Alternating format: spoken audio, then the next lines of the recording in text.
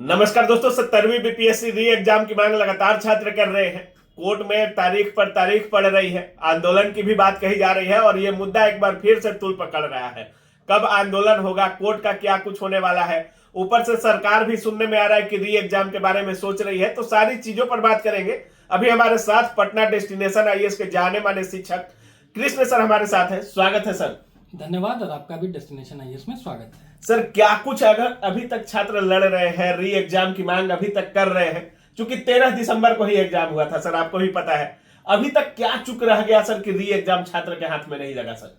जब से एग्जाम ये कंडक्ट किया गया तब से अनियमितताओं के आरोप लगे। बट एक चीज जो देखने में आया कि जो भी आंदोलन था वो कोई संगठित तरीके से नहीं हुआ, योजनाबद्ध तरीके से नहीं हुआ।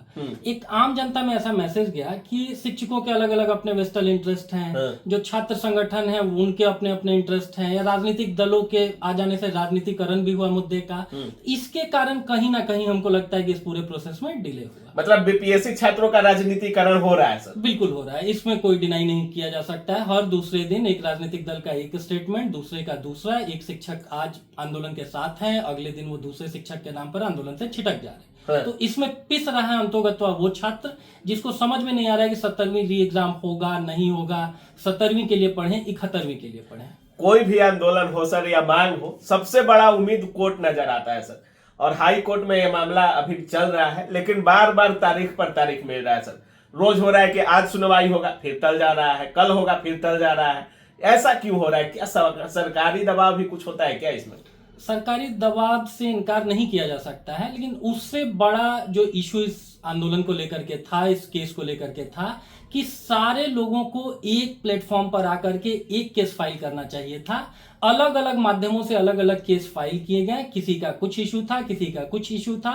अगर सारे लोग इसको लेकर के एक संगठित प्रयास करते हैं, जिनके पास जो भी सबूत थे वो सारे लोग इकट्ठा अगर कोर्ट के सामने प्रेजेंट करते हैं, तो चीजें फिर नो डाउट ज्यादा बेहतर होती। लेकिन कोर्ट तो बोल दिया है सर कि सुनवाई एक ही जगह, बीपीएससी के जितने भी पीआईएल किए गए हैं, सुनवाई एक ही जगह होगी। देखिए, ऐसे मामले जो भी कोर्ट के समकक्ष आते हैं, उन मामलों में अगर एक किसी इशू पर बहुत सारे केसेस वगैरह फाइल हो रहे हैं, तो एक सामान्य सी न्यायिक प्रक्रिया है कि उनको एक बार ही कोर्ट सुनता है।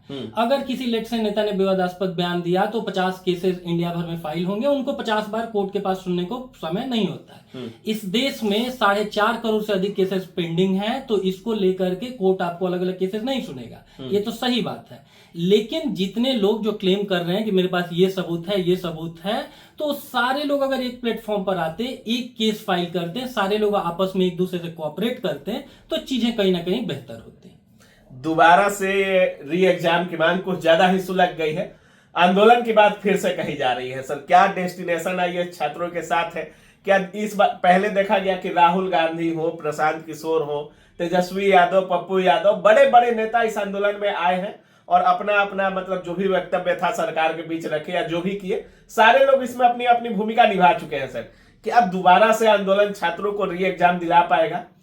इसके लिए 1-2 दिन वेट करना होगा। हम लोग तो आशा व्यक्त कर रहे हैं कि कोर्ट से ही कुछ अच्छा निकल करके आए और फिर संभवतः आंदोलन की जरूरत ही ना पड़े। तो इसके लिए हम लोग को 1-2 दिनों के लिए वेट करना होगा कि फाइनली कोर्ट की तरफ से क्या वर्डिक्ट आता है, उसके बाद अगले स्टेप पे हम लोग बात कर रहे होंगे। मतलब लड़ाई जारी रहना चाहिए? देखिए, लड़ाई झगड़े की बात नहीं है। बात यह है कि कोई सा भी एग्जाम कंडक्ट कराया गया उसमें शुचिता का पालन होना चाहिए। छात्र हित में जो भी इंडिया के, बिहार के जो टॉप 2000 बच्चे हैं उनको सेलेक्ट होना चाहिए। अगर कहीं पर कोई अनियमितता हुई है तो उसकी प्रॉपर जांच करके उसको एकदम से सॉर्ट आउट करने की जरूरत है। सर, रिजल्ट भी आया है और बीपीएससी के इतिहास में सबसे बड़ी वैकेंसी है सर ये। और जब से रिजल्ट आया है, छात्र रिजल्ट पर भी सवाल उठा रहे हैं। आपका क्या मानना है? अगर 6वीं से 69 बीपीएससी तक हम लोग देखें तो मोटे तौर पर हर 700 बच्चों में से एक बच्चा सेलेक्ट होता था। इस बार 2000 सीटें हैं और 3,28,000 बच्चे एग्जाम में अपीयर हुए। इसका मतलब हर 160वें बच्चे में से एक बच्चा सेलेक्ट होगा। तो अगर मेरे सिलेक्शन के चांसेस बीइंग एन स्टूडेंट ज्यादा हैं, तो हम ज्यादा तो आकांक्षाएं लगाएंगे ही लगाएंगे। तो अगर ज्यादा आकांक्षाएं लगाते समय अगर हमको लग रहा है इस बार हम मेरे सेलेक्ट होने के चांसेस ज्यादा हैं और कोई अनियमितता हुई है, तो इसका विरोध अगर छात्र कर रहे हैं, तो कोई वो गलत आपकी डिमांड नहीं है सर। जिस तरीके से इस पर सरकार भी बोले, अभी बिहार की इलेक्शन भी है सर, और बीजेपी, जेडीयू सारे लोगों के लिए बीपीएससी एक बड़ा मुद्दा बनते हुए दिख रहा है सर। बहुत लोग कह रहे हैं कि सरकार भी अब चाह रही है कि री एग्जाम हो जाए। आपका क्या मतलब कुछ इस पर वक्तव्य हो सकता है? अब तो चूंकि मामला कोर्ट में जा चुका है, तो अब सरकार के चाहने या ना चाहने से तो कुछ नहीं होगा। तो लेकिन सरकार अगर चाहे तो री एग्जाम तो करा सकती है सर। हाँ, लेकिन एक बार क्या वास्तव में भ्रष्टाचार हुआ है नहीं हुआ है, इसको लेकर के हाई कोर्ट से एक वर्डिक्ट आएगा। उससे अगर जो छात्र सहमत नहीं होंगे फिर वो सुप्रीम कोर्ट में जा रहे होंगे। तो मामला कोर्ट के विचाराधीन होने के कारण अब सरकार से ज्यादा ये मैटर करेगा कि कोर्ट की तरफ से क्या वर्डिक्ट आता है। चलिए, लास्ट में जितने भी बीपीएससी के छात्र आपको देख रहे होंगे सर, क्या कुछ बोलना चाहेंगे? आप अपनी पढ़ाई करते रहिए, क्योंकि मान लीजिए 17वीं बीपीएससी में 1-2 नंबर से अगर आप चूके भी हैं तो तुरंत अगला ट्रेन आपके लिए प्लेटफॉर्म पर आएगा। चुनावी साल है। 71वीं बीपीएससी में भी एक्सपेक्टेशन है कि अच्छी खासी वैकेंसीज आएगी। तो आंदोलन में आप शामिल हुए, आपने बड़े अच्छे तरीके से सकारात्मक एक भूमिका निभाई। इन सारे दृष्टिकोणों को ध्यान में रखने के बावजूद भी डेली का जो 4-5 घंटे पढ़ाई का समय है उसको आप लोग एक बार जरूर निकालें। मतलब पढ़ते भी रहना है और लड़ते भी रहना है। बिल्कुल बिल्कुल। बिहार तो छात्र आंदोलन की पृष्ठभूमि रही हुई है, बिहार से जेपी मूवमेंट से लेकर के। तो छात्रों का यहाँ एक लंबा गौरवान्वित इतिहास रहा हुआ है। हम लोग न सिर्फ पढ़ाई में अव्वल रहे हुए हैं, बल्कि देश की राजनीति को अलग दिशा दिखाने वाले भी हम लोग रहे हुए हैं। तो पढ़ाई को भी कहीं ना कहीं आप नेग्लेक्ट नहीं कर सकते हैं। चलिए, बहुत बहुत धन्यवाद सर।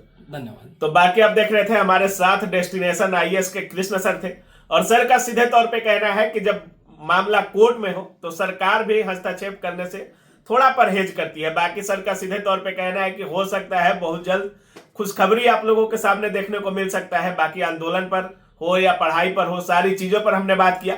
बाकी आप इस पूरे वीडियो के बारे में क्या कुछ सोच रहे हैं, अपनी राय कमेंट सेक्शन में जरूर रखिएगा। आप देख रहे थे काबिल न्यूज। जय हिंद।